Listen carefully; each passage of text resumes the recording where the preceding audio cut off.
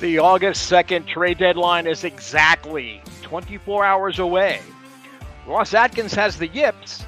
Your shadow GM is sick of the excuses, and you have one last trip to the On Fek Circle before it all hits the fan, presented by JaysFromTheCouch.com.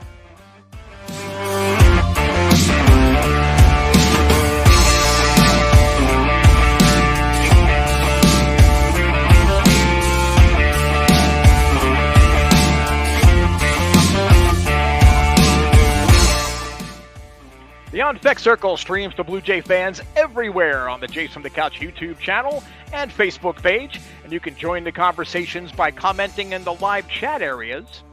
You can also email your points of view and show topics for future shows to Fekless Wonder at JaysFromTheCouch.com. Now be sure to join our senior editor and host Shaun Doyle tomorrow night, 6 p.m. Eastern Time, for a special trade deadline edition of the Jays from the Couch radio podcast, 6 p.m. Eastern Time. Shaun, Karen Suter, and I will bring Blue Jay fans up to the final minutes of coverage of all the trades, made or missed. Karen will also take a look at baseball through Blue Jays colored glasses on Sunny Side of the Dome, live Thursday at 6 p.m. Eastern Time. Karen talks about her Blue Jays fandom with passion and shares her analysis of what's happening on the field and off with humor and a deep understanding of the game. If life keeps you from joining us live on any of the shows, you can redeem your rain checks to download and listen to all of our shows at your convenience on demand. Everywhere you find your favorite podcasts, Google, Stitcher, Apple, Spotify, Podbean, all of these quality programs are brought to you by your source for quality Blue Jays coverage, JaysFromTheCouch.com. I am your shadow general manager, the Fekless Wonder, Steve Fek, from my bed, from my bedroom. Literally, how the Blue Jays are approaching this trade deadline literally is making me sick. So I thought to emphasize the point, my little bathrobe, I've got my little blood pressure cuff on. This is probably more necessary than any of them. I got some Dramamine. I got some headache medicine. I wish I could share with many of you. It's very, very frustrating, especially given the level of trades that have been pulled off by many of the Jays' prime competitors for the AL pennant. The Mariners kicked it off, picking up Castillo. The Yankees snagged Frankie Montas and Lou Trevino just about an hour ago. I believe that Trey Mancini may have gone to the Astros from the Orioles. And it just seems everybody but the Blue Jays are making impactful moves. When I say impactful moves, I don't mean like big blockbusters like we saw with the Castillo trade, but I mean just in general.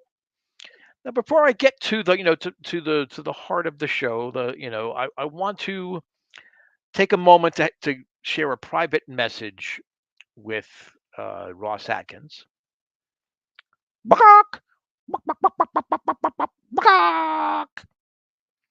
I think it's important as the opposition and shadow GM that you try to speak the same language as your opponent. And I hate to paint the scenario that Ross Atkins is my opponent.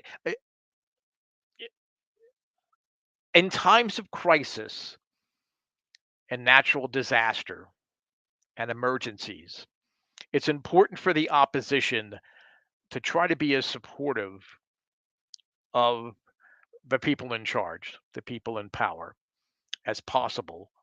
Try to help the people out there remain calm. So I will do that. There's still under 24 hours now left to go.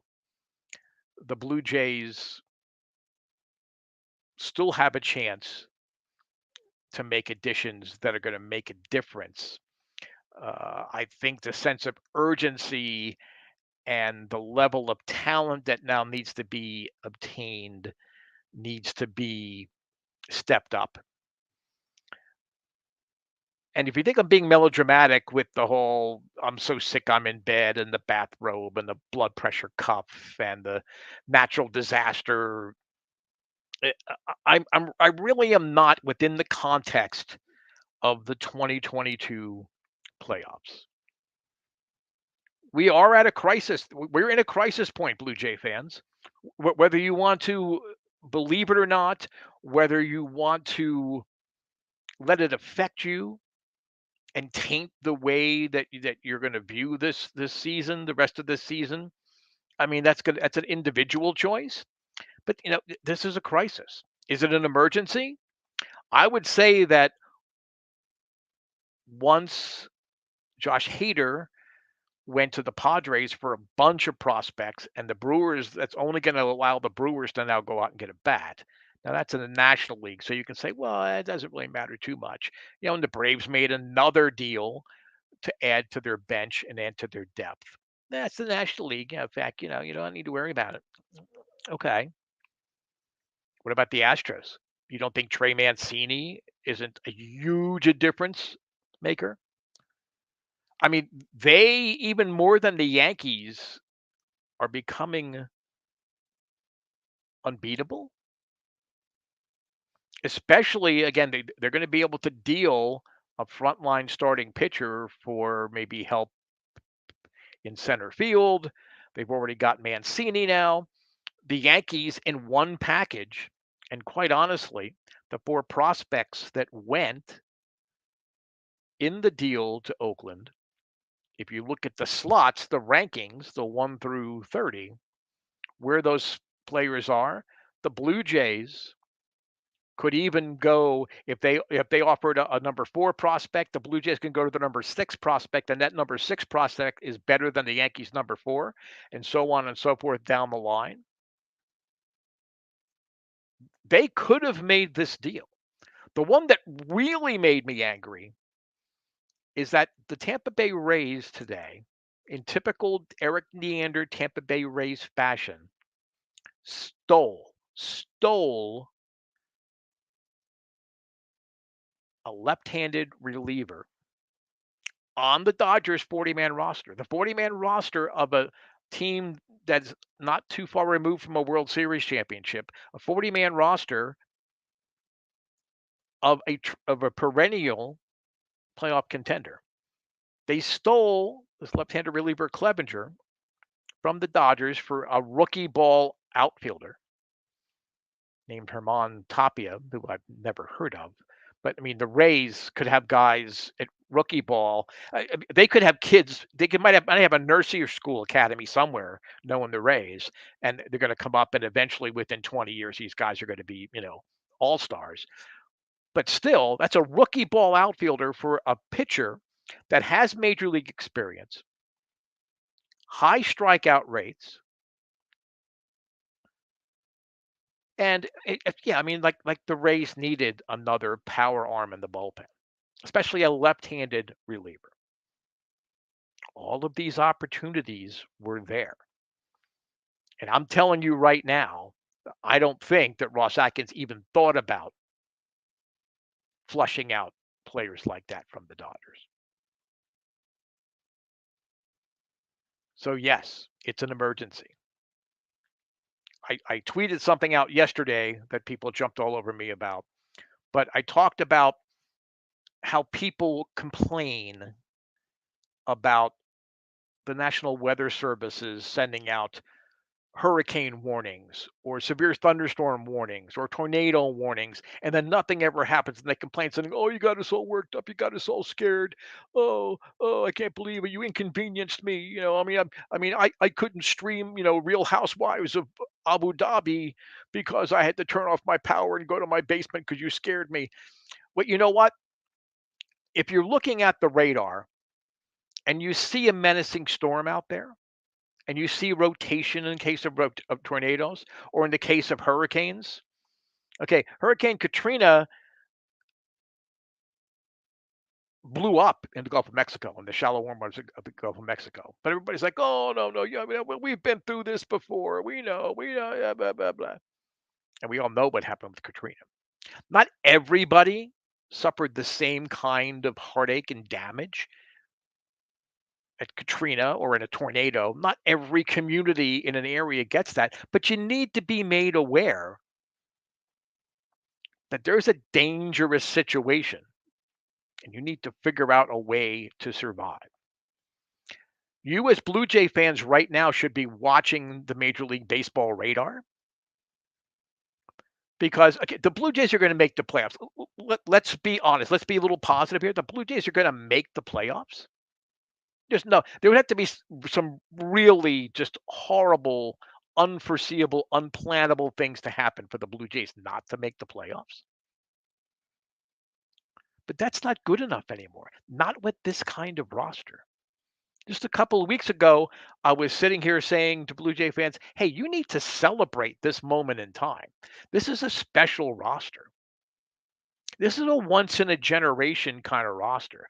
This roster really, in a lot of ways, is better than the 92 and 93 World Championship teams.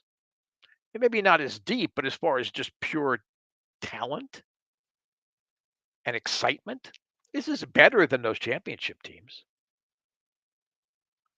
And I'd say that, they rival the 1985 through 88 Blue Jays as well, especially the 84 and 85 teams. It's right there. So, yeah, you should be celebrating, but you should be really upset that it has gotten to the point now that you're letting inaction by the people that are supposed to be adding to this roster and adding to your excitement. You should be upset and you should be a little worried. I don't want to say scared yet. This is a warning. This is a watch, let's say, not a warning. We have 23 and three-quarters hours left until the trade deadline. But this is serious stuff. So I don't want to go in too much detail. If things go the way that I believe they're going to go, I guarantee you in the next couple of shows, there's going to be some more direct criticism. But for now, since I'm already on my bed and in my bathrobe, let's do some Blue Jays bedtime stories. And they're going to be all really about trade deadlines past. And I'm not going to go through every single trade necessarily in chronological order. We may group them together by general manager. But I also want to use some of the more recent trades made by this regime. I'm not even calling it a front office anymore. It's a regime. To maybe give you perspective to see as to why I am so upset and why so many other people that you might follow on social media or that you're talking to at the office or when you're knocking down a couple of cold ones, you'll understand why they're so upset, especially if they are people that are old enough to have watched some, we'll call them frustrating moments in Blue Jays history. Now, the first Blue Jays deadline trade that really caught my attention, caught my fancy, was really just as I was weaning myself off the Red Sox and becoming more enamored and more invested as a Blue Jay fan. And that happened in 1983. The Blue Jays traded Dale Murray, and if you're an Expos fan, for example, who grew up an Expos fan, you'll remember Dale Murray. I mean, he was a reliable, he wasn't a closer, but he was a reliable leverage reliever. And somebody by the name of Tom Dodd, who I believe the Blue Jays had picked up the previous offseason. And they brought in Dave Collins, Mike Morgan, and Fred McGriff. Now, just McGriff itself would be a terrific haul for that trade. But Collins, made contributions to those Blue Jays teams as they were building toward that 85 division championship. Morgan got turned into other bits for those runs in the mid to late 80s. And Fred McGriff begat Joe Carter and Roberto Alomar. I know Tony Fernandez was in that deal, and that's somebody that the Padres really, really wanted. But Fred McGriff is what got you both Carter and Alomar. So I remember seeing that, seeing that again. There was no internet really per se. There was no 24 hours. I mean, it was ESPN. There was no 24-hour access to every transaction, in real time. But I remember reading it in the paper the next day, and I was like, huh, I guess the Blue Jays are playing hardball now. I guess they want to play with the big boys. So that was the first deal that really, I think, for me, as a burgeoning Blue Jay fan, really had an impact. Now in '85, their first division title, most of the trades had already happened. You had Doyle Alexander come in. You had all the core pieces, just like the 22 Blue Jays have core pieces that have been supplemented by free agency and off-season moves. So there really wasn't any, huge deal. Cliff Johnson got reacquired. He had been acquired, I want to say, in '84 for a stretch run, and then they reacquired him. He ended up as free agent with the Rangers for a bunch of uh, players to be named later. Matt Williams, no, not Matt Williams, the power hitting third baseman. Matt Williams, the pitcher, who would have given up multiple home runs to Matt Williams, the third baseman, had he faced them enough. And someone by the name of Jeff May. So there really wasn't a whole lot going there. So he felt kind of good about the Blue Jays. And Pat Gillick came under a lot of criticism. He had the nickname Stand Pat. I think he went like 470 days or 490 some odd days in between making deals when he dealt Barfield to the Yankees. In '87, the year of the big collapse, but the year of great promise, that Blue Jays team, I hate to say that this is starting to feel like '87 again. I mean, I started feeling in around the deadline and all through August, even though the Blue Jays, had a steady lead during that whole time, I just had that feeling in my gut. This isn't good. I mean, the '87 Blue Jays collapse are one of the few times that I literally shed a tear over a sports result. I mean, yeah, when people, favorite players, died or there was some kind of tragedy, of course, I mean, you try to be a guy and try to, oh, no, no, no, no, no, no, I'm not crying. It's just the pollen count. Oh, yeah. This is terrible. Yeah, I know it's February and there's not really much pollen, but yeah, I'm really sensitive to pollen. I mean, after that loss on Sunday, I literally had to excuse myself from where I was at. I was actually watching the game in a bar with friends, and I had to go outside and literally shake it off and pull myself together. It was a heartbreaking season.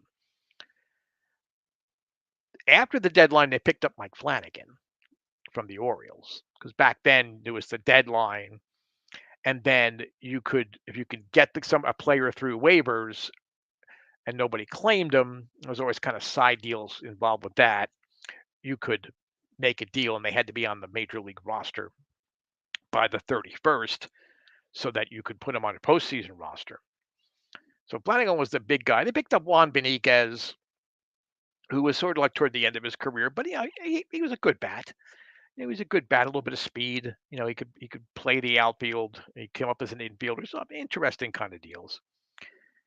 And you go through the rest of the Gillick thing prior to the firing of Jimmy Williams and the gearing up, the retooling to get up the championship years. I think Mookie Wilson might have been the biggest deadline pickup. And Gillick really took care of most of his business either early in the season or in the offseason. In '91, he did pick up Tom Candiotti and Turner Ward, for Glenn Allen Hill and Mark Whitten, who just as great as they were, they weren't going to be regulars in the Toronto lineup. So, did you, in theory, give up more than you might have gotten out? Yeah, probably, but given the context of the time, well, it wasn't too bad a deal. 92 was the biggest birthday present that I ever got because again, it was a post July 31st deadline, but before August 31st deadline to have on a postseason roster. David Cohn in 92 became a Blue Jay. On August 27th, it cost him Jeff Kent, who really should be a Hall of Famer. But that's a different discussion, and he wasn't good. Wasn't going to be a Hall of Famer given that Alomar was there and a bunch of things with the Blue Jays. So, okay, yes, in the long run, you overpaid for David Cohn for the time that you had him. But, Jeff Kent and Ryan Thompson, yeah, he had some moments for the Mets, but he wasn't terrific. Another big deadline deal there. They picked up Ricky Henderson in 93. I wasn't as wild about that deal at the time.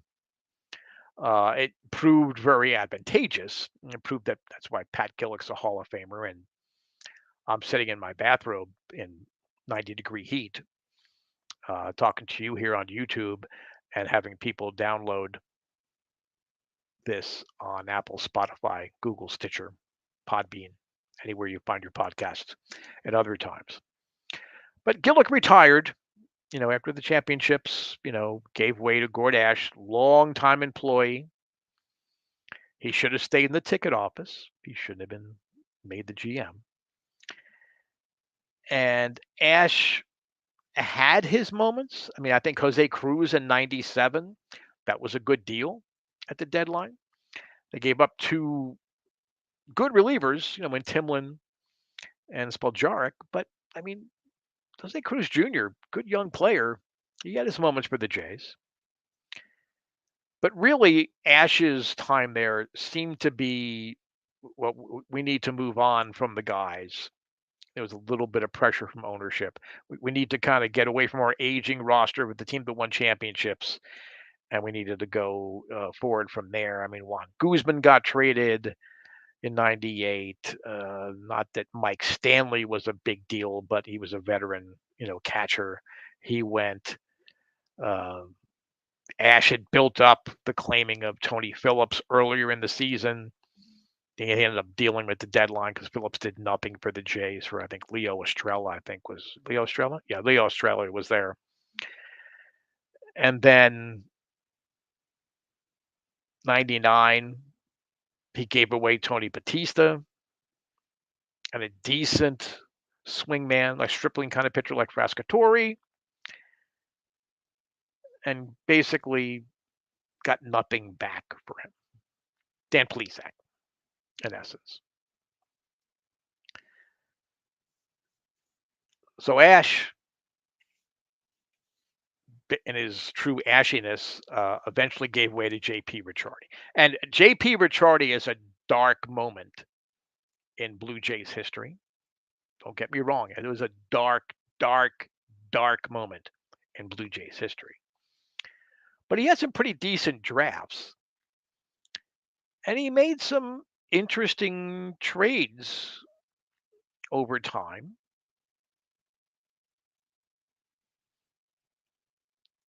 But it seemed he was his own worst enemy, just as he would bring players in, he would trade them away for no seemingly apparent reason. Now, most of the damage was done, again, in the offseason. But 2003, they picked up Bobby Kielty, and they traded away Shannon Stewart. And a player to be named later. I don't think it was anybody of significance. But, Shannon Stewart was a good player. He had to trade Shea Hildebrand. But he couldn't have done better than Jeremy Accardo. I mean, Hildebrand could hit. He was an absolute moron and completely alienated all of his teammates everywhere he was. Boston, Arizona, certainly in Toronto. And John Gibbons was not going to put up with Shane Hildebrand. But Jeremy Accardo, you could have gotten more than Jeremy Accardo. But, JP Ricciardi, the original Wile E.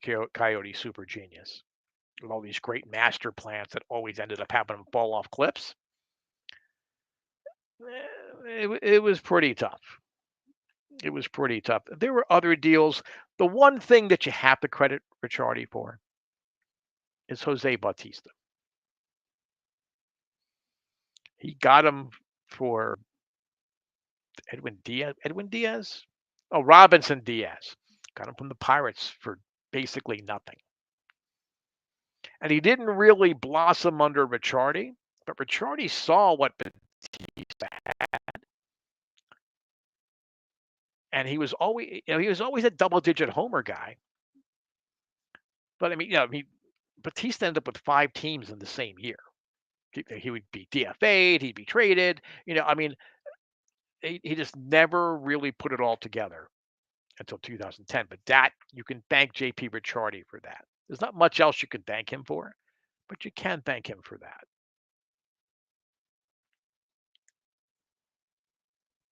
Well, I take it back. He did make the Edwin Encarnacion deal too. He got Encarnacion and Zach Stewart, and who else did he get? Someone I can't think of. In essence, for Scott Rowland, EE with the 30 there for the number for errors that he committed on a regular basis. Great hitter though. Great hitter, very important to the Blue Jays. So he did make that deal too. So I need to take that back. And then there were the glory days of Alex Anthopoulos. Not every deal worked out. But you knew every GM's meeting, every winter's meeting, every trade deadline, he was going to do something. He wasn't going to just sit there on his laurels or sit there and hope things were going to work out. And he made multiple deals. Edwin Jackson and Martian for Jason Frazier and Zach Stewart was maybe the first. That was in 2011. In 2012, Brandon Lyon and David Carpenter came in. 6 players went out, among them Joe Musgrove. That one didn't necessarily work out, but he was trying. He remember the big 12-player deal in the one off season with the Marlins. And I think a couple days before that, there was a 7-player deal. I mean, he was always trying to do something. And then 2015 was trade deadline heaven. Troy Tulowitzki and LaTroy Hawkins for Jose Reyes, Jeff Hoffman, Miguel Cabrera, and another player that I just don't remember who it is. Of course, David Price from the Tigers for two big starting pitching prospects, Matt Boyd and Daniel Norris. He took a lot of heat for that. Price got them the AL East title, and really the Jays should have gone to the World Series that year. And really, what did Boyd and Daniel Norris ever do that was terrific? Not much. He picked up Ben Revere. Most importantly, he picked up a lot of times players that he could cash in and get compensation picks, and he got 3 international bonus slots in that trade deadline that helped them sign players down the road. And we only have about a minute left for the current GM. For every good move that they've made, they got Teoscar Hernandez for nothing, really.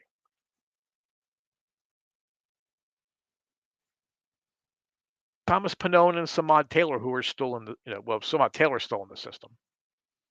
Got him for Joe Smith. Okay. They got San Diego Espinal for Steve Pearce. But they also picked up Derek Fisher. in a lot of those trades. And they, got Brandon Drury and Billy McKinney for J.A. Happ. For every step forward, there seem to be 2 steps back with this front office. Last year, trade deadline, Jose Barrios, big deal. It should be noted that the Yankees, among other teams, backed out at the last minute on the Twins. So the Twins accepted a deal that was a proposal that was made way back in May for 2 top prospects, Simeon Woods Richardson and Austin Martin, to get Barrios. That was a good deal. But I wonder if some of those setbacks didn't give Ross the yips. I fear they have. I think in the spotlight, the harsh spotlight of being a real boy as opposed to being a puppet, his Pinocchio moment, I think that he is getting his lines tangled. We'll be on the podcast tomorrow night, 6 p.m. Eastern time. As the trade deadline comes up, we'll be coming on the air, recapping all the trades, made, not made, debate, maybe missteps, praise what might have happened. Karen Suter and I have a little bet, so you'll be able to read the little panel up there to see who won the bet, basically. Karen's show is on Thursdays. The podcast will usually be on a Monday, 6 p.m. Eastern time. I'm usually on a Tuesday, but trade deadline show tomorrow night. Make sure you put it on your calendar and you tune in live. I am the Fekless Wonder, Steve Fek, your Shadow GM, always fighting for you, Blue Jay fans. I'll be on the podcast tomorrow and be back next week.